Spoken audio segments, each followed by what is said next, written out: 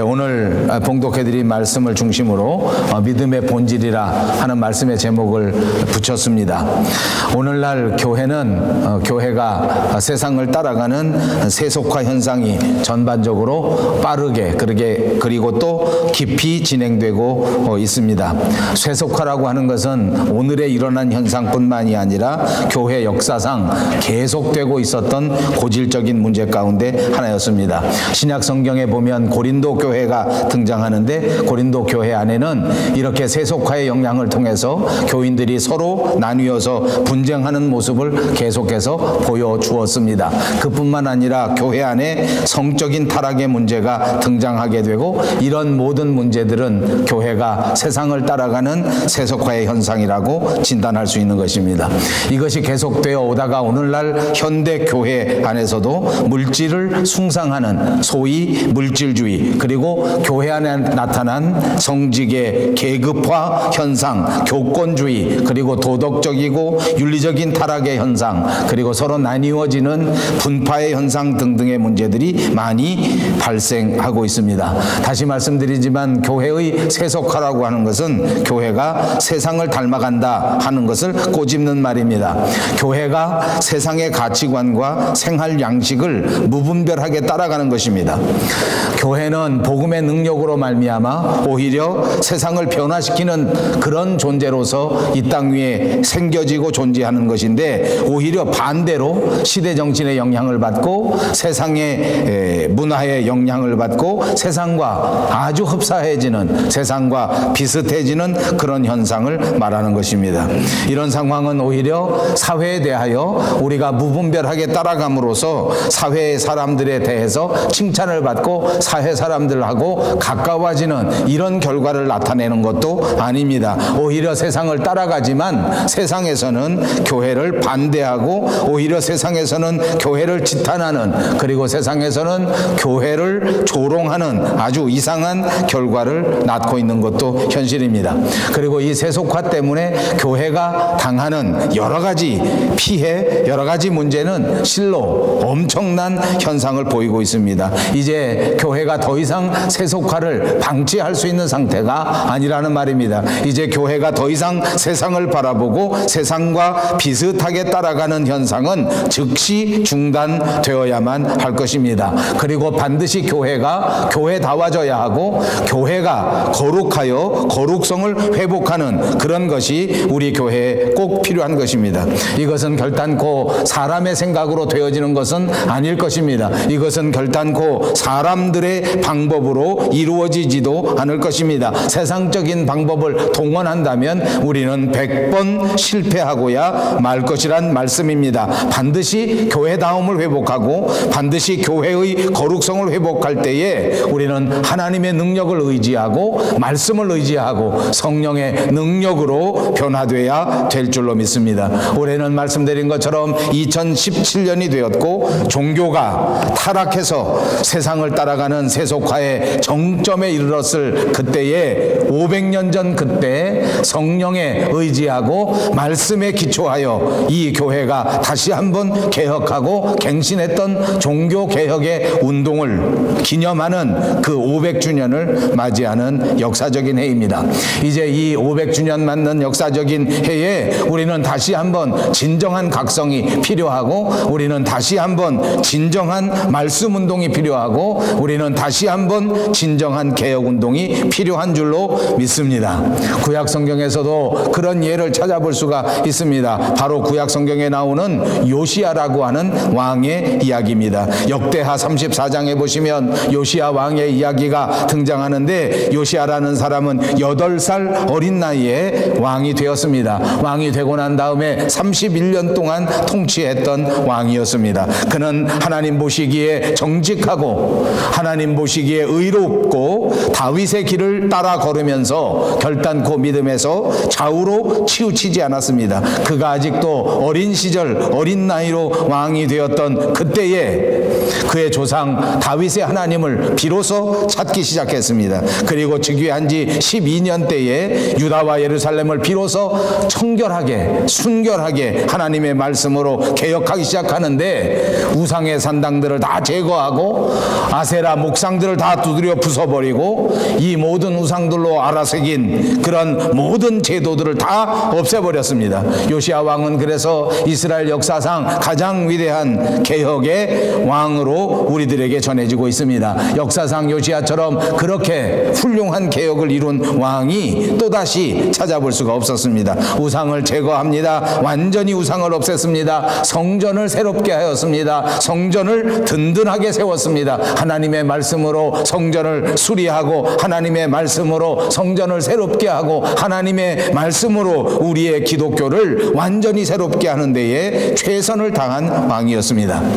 그가 성전을 새롭게 하나님의 말씀대로 수리할 때에 그 수리하는 도중에 율법책 하나를 발견하게 되었습니다. 왕이 그 율법책을 발견하고 그 율법책을 읽어 내려가다가 얼마나 감동을 받았는지 그만 그 자리에서 무릎 꿇고 입고 있었던 옷을 찢으면서 그 말씀을 따라 감동을 따라 회개하는 역사가 있었습니다. 그때 요시야 왕의 나이가 26살이었다고 합니다. 그는 그때부터 더더욱 철저하게 말씀으로 살았습니다. 그는 그때부터 더더욱 철저하게 말씀으로 개혁하였습니다. 온 나라를 다스릴 때에 하나님의 뜻대로 다스렸고 온 나라의 모든 문화와 모든 도덕과 모든 삶을 하나님의 말씀으로 완전하게 개혁하는 데에 최선을 다했습니다.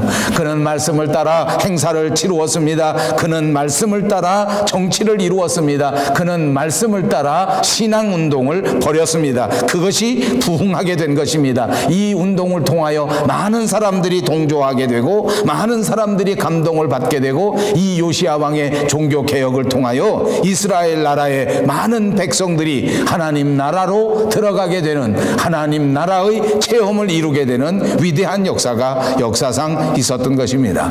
그렇습니다. 오늘 이 시대에 이 요시야 왕 같은 그런 철저한 개혁의 운동이 필요하단 말입니다. 우리의 모든 정치가 하나님의 말씀을 중심으로 하는 하나님 나라의 정치가 되기를 소원합니다. 우리의 모든 문화가 하나님의 말씀을 기반으로 하는 하나님의 영광을 기반으로 하는 그런 문화, 그런 도덕으로 완전히 개혁되기를 소원합니다. 우리의 삶의 전체가 하나님의 뜻대로 진리에 굳게 서는 아름다운 생활로 변화되시기를 주님의 이름으로 축복합니다.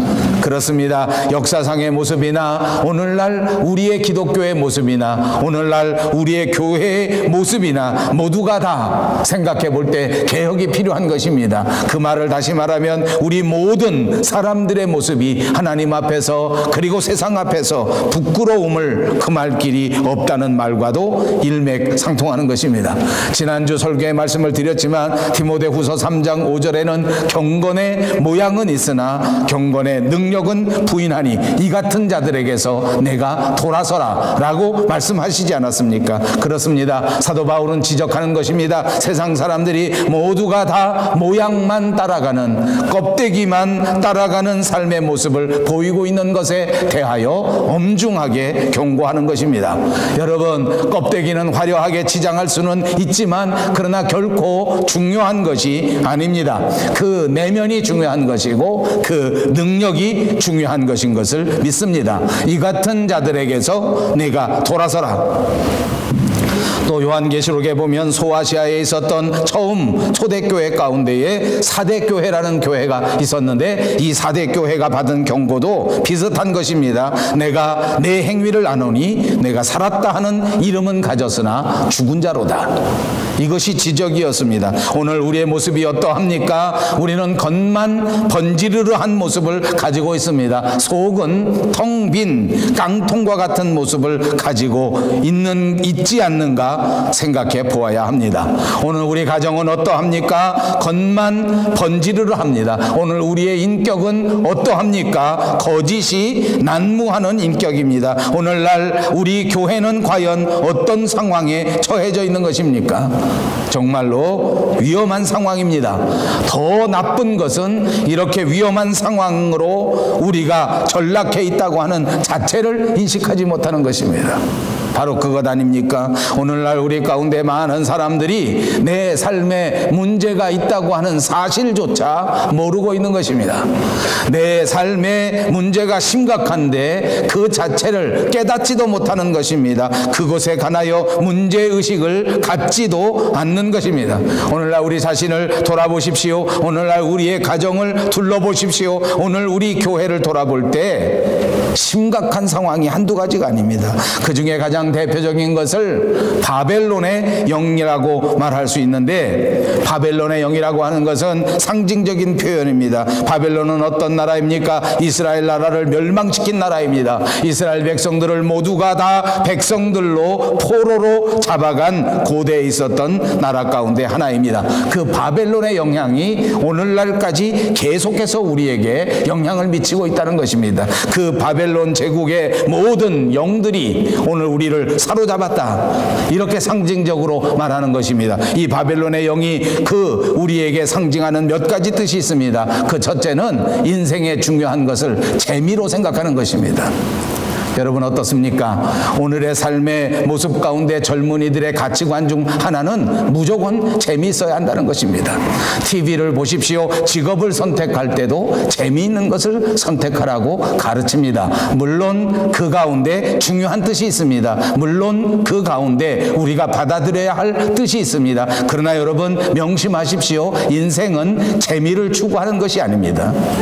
저와 여러분에게 주어진 삶의 모습은 심각한 것입니다. 하나님 앞에 엄중한 책임을 갖고 엄중한 사명의식을 가지고 감당해야 할 것인데, 이것을 재미로 감당할 수 있는 것은 아닙니다.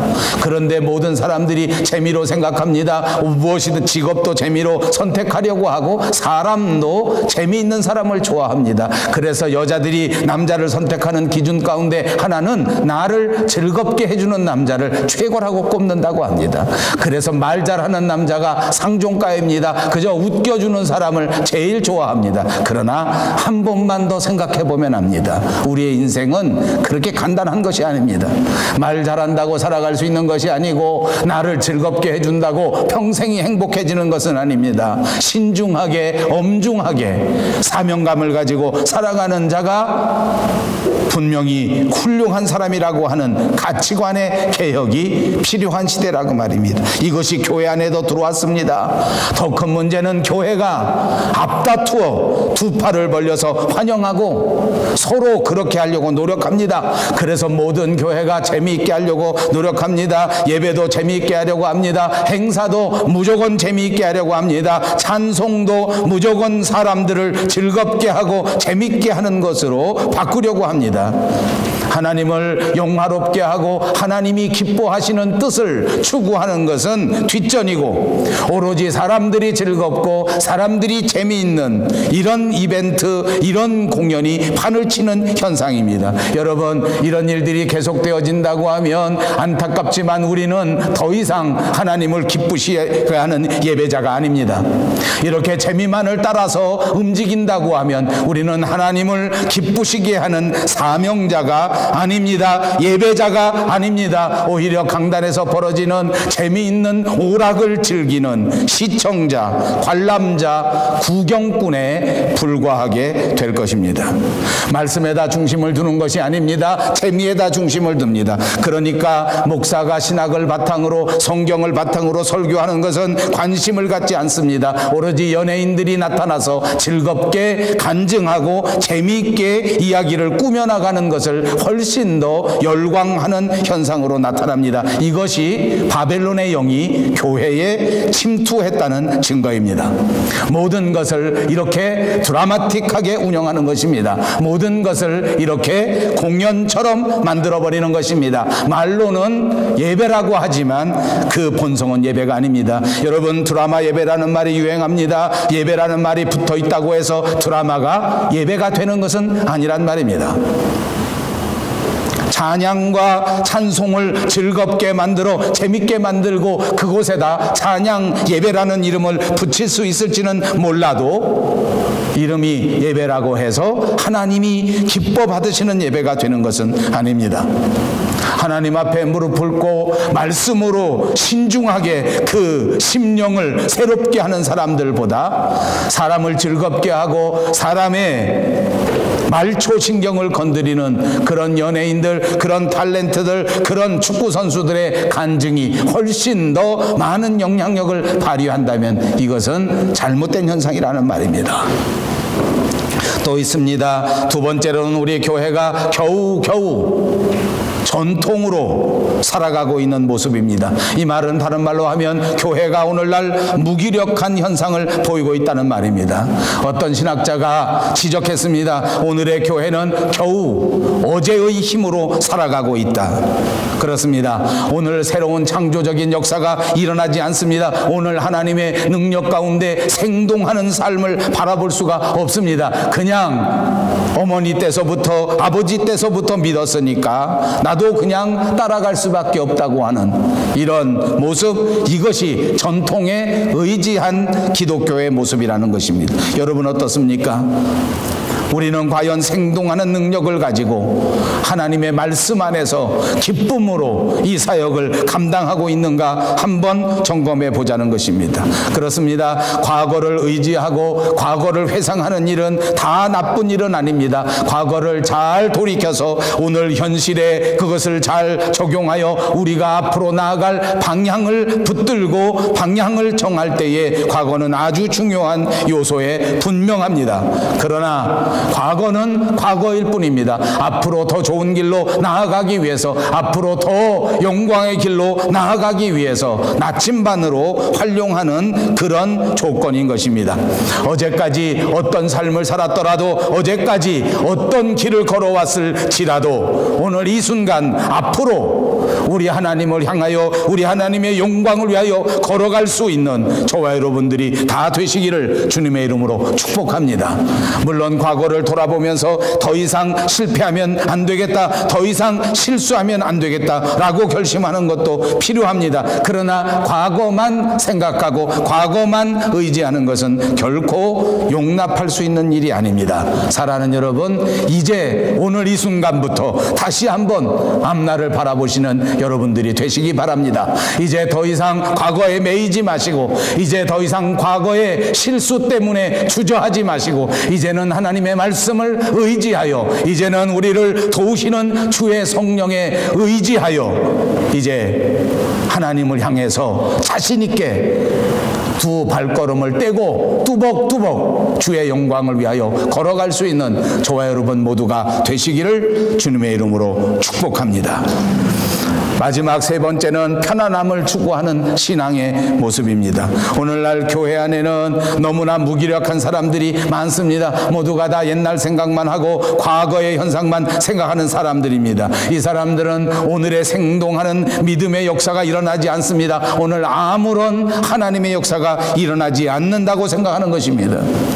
여러분, 그러나 착각하지 마십시오. 저와 여러분이 살아가는 바로 2017년 1월 15일 지금 현재 이 순간에도 하나님의 선한 역사와 어둠의 역사는 서로 그 영역을 확장하기 위하여 영적인 전투를 벌이고 있다고 하는 사실입니다. 싸움은 끝나지 않았습니다. 주님 앞에 가는 그날까지 우리는 자신을 쳐서 하나님의 말씀에 복종하면서 잠시도 긴장을 늦추지 않고 주의 말씀으로 무장해야 되는 사람인 것을 믿으시기를 바랍니다. 두 가지 착각이 있습니다. 어떤 사람은 이 세상에 아무 일도 일어나지 않는다. 성령의 역사는 2000년 전 예수님이 오셨을 그때에 다 끝났다. 그리고 영적 싸움은 다 끝났기 때문에 우리는 무조건 구원받을 것이고 우리는 무조건 하늘나라에 갈 것이다. 나는 지금부터 하나님 만나는 그날까지 꽃으로 뒤덮인 꽃길만 걸어갈 수 있다라고 하는 착각입니다. 오늘날 많은 한국의 기독교인들은 이런 착각을 가지고 있습니다. 오죽하면 요즘 훌륭한 신학자들 가운데에 구원론 가운데 이렇게 믿음으로만 구원받아 가는 것이 아니라 무언가 공헌한 것이 있어야 우리가 하나님의 나라에 갈 거 아니냐. 순종하지 않고는 결코 하나님 나라 가지 못하니까 여기서 사역을 감당하지 않으면 안 된다 라고 주장합니다. 또 어떤 신학자들은 그것을 가리켜서 성경에 오직 믿음으로 구원받는다고 했는데 그것을 건드리기 때문에 이 사람들은 다 이단이다 하면서 서로 논쟁이 얼마나 심하게 진행되고 있는지 모릅니다. 저도 이 이야기가 어디까지 진행되는가 열심히 살펴보고 있습니다. 물론 두 분들의 의견이 다 맞습니다. 성경은 분명하게 말합니다. 예수님의 향한 믿음으로 구원받는 것입니다. 그러나 여러분 성경에 보십시오. 분명히 믿음으로 구원받는 것은 사실입니다. 그러므로 구원을 전제하고 그 어떤 노력도 그 어떤 우리의 업적도 필요하지 않습니다. 분명합니다. 그럼에도 불구하고 하나님의 나라의 구원의 완성을 이루기 위하여 우리는 날마다 자신을 쳐서 복종시키며 우리 스스로를 겸허하게 내려다보면서 그렇게 우리의 신앙생활에 조심하면서 최선을 다해야 된다 하는 것도 성경에 기록되어 있습니다. 위대한 신학자 사도 바울도 내가 혹시 이 구원의 반열에서 이탈하지 않을까 염려하며 고심하면서 살았단 말입니다. 무조건 구원받는 것이 아니라 내가 혹시 이 구원의 반열에서 이탈되지 않을까, 내가 혹시 하나님을 기쁘시게 하지 못하면 탈락되는 것이 아닌가 하는 긴장을 가지고 신앙생활한 것이 또한 성경에 기록되어 있지 않습니까? 여러분, 무조건 편안한 것이 좋은 것은 아닙니다. 무조건 행복한 것이 좋은 것은 아닙니다. 그냥 아무 일도 일어나지 않는 것이 제일 좋은 것은 아니란 말입니다. 여태까지 말씀드린 것처럼 바벨론의 영은 우리의 신앙생활을 재미있게 하자 하면서 우리를 유혹하지 않았습니까? 또 한 가지는 우리의 신앙생활을 편안하게 하자는 것입니다. 무조건 편안하게 하자는 것입니다. 그래서 모든 사람들이 바벨론 영의 포로가 되지 않았습니까? 예수 믿으면 무조건 아프지 말았으면 좋겠다. 예수 믿으면 무조건 실패하지 말았으면 좋겠다. 저는 여러분에게 늘 말씀드립니다. 여러분을 담임하는 목사로서 여러분들이 아프지 않기를 간절히 바랍니다. 무엇보다도 여러분의 목사로서 여러분들이 편안하게 살기를 바랍니다. 그러나 여러분, 우리의 신앙생활은 그런 것이 아니란 말입니다. 재미로 신앙생활하는 것이 아닌 것처럼 편안함으로 신앙생활하는 것이 아닙니다. 여러분 보십시오. 기독교의 역사가 어떻게 이루어졌습니까? 순교자의 역사입니다.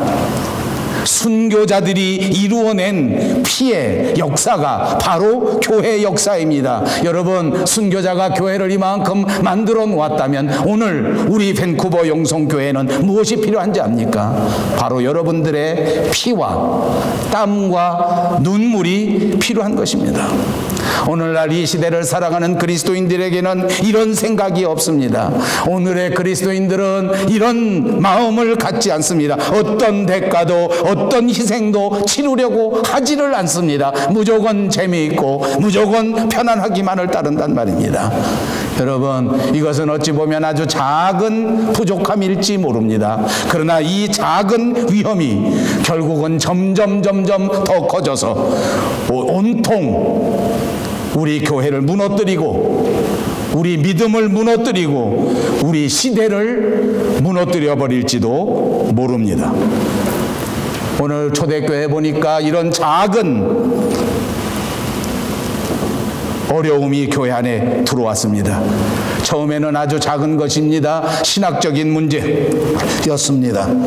조금씩 말씀을 부정하고 조금씩 성령을 부정하고 조금씩 세상적인 것을 가지고 들어왔을 때 결국 교회는 나중에 무너지게 되었습니다. 얼마나 상황이 심각했는지 기억하십시오.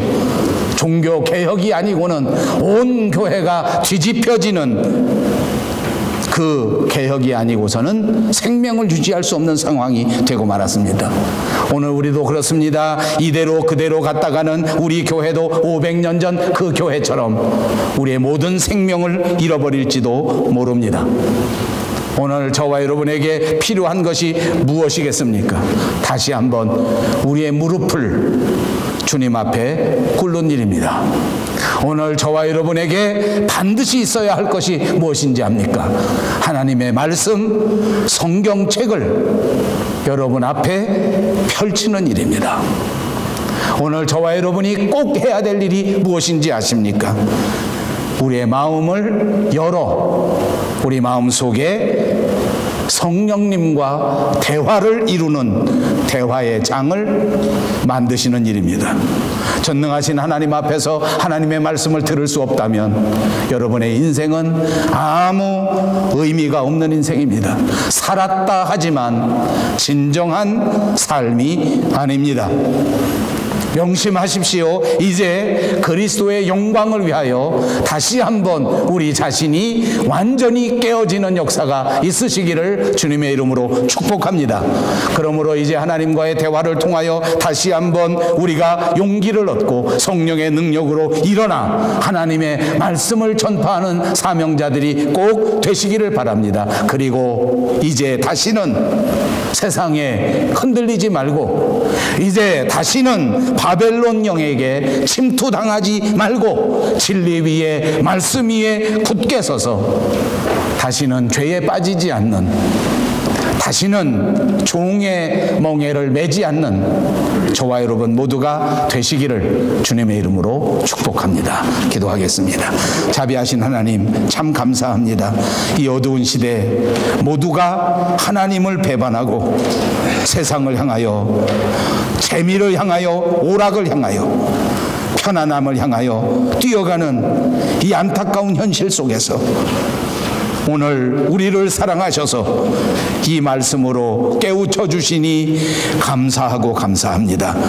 이 말씀처럼 말씀으로 돌아오게 하시고 믿음으로 돌아오게 하셔서 이 하나님의 나라를 위하여 일생을 바칠 수 있는 종들이 되게 하여 주시옵소서.